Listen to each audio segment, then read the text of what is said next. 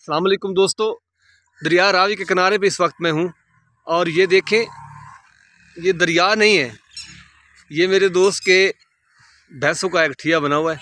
लेकिन अभी वो बारिश आने की वजह से उनको वो दूर छोड़ के आ रहा है। दूध पैदा करने के लिए कितनी मुश्किलात करनी पड़ती है। शहर वालों ये देख लो, खालिश दूध पीते हैं आप, हम खालिश दूध भेजते हैं। भाईजान की हाल है? ठीक हो जनाब? बारिश की वजह तो बड़ा मसला बनया पिया जी, बहुत तंग आ जी बारिश की वजह तो। ते जेडे शहर वाले लोग हैं वो आंदे जी पेंडू कर रहे हैं, ओ तुसी पेंडू हो।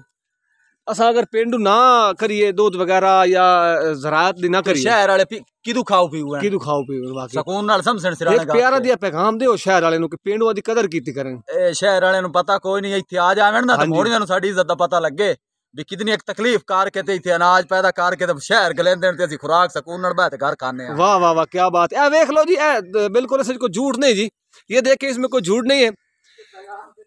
भैंसें बहुत ज़्यादा कीमती हैं आजकल, तो वैसे रेट भी बहुत ज़्यादा भैंसों का, गाय और भैंस बहुत ज़्यादा कीमत उनकी हो चुकी है। 5-5, 6-6 लाख की यहाँ पे भैंसें और गायें। ये देखें उनको नहर के किनारे पे जाके बांधा हुआ है। ये है इनका सारा सिस्टम जहाँ पे ये भैंसों को बांधते हैं। ये बारिश की वजह से बहुत ज़्यादा ख़राब हो गया। कीचड़ कीचड़ इसको कहते हैं और ये बहुत मुश्किल काम है। मैं सल्यूट पेश करता हूँ देहातियों को।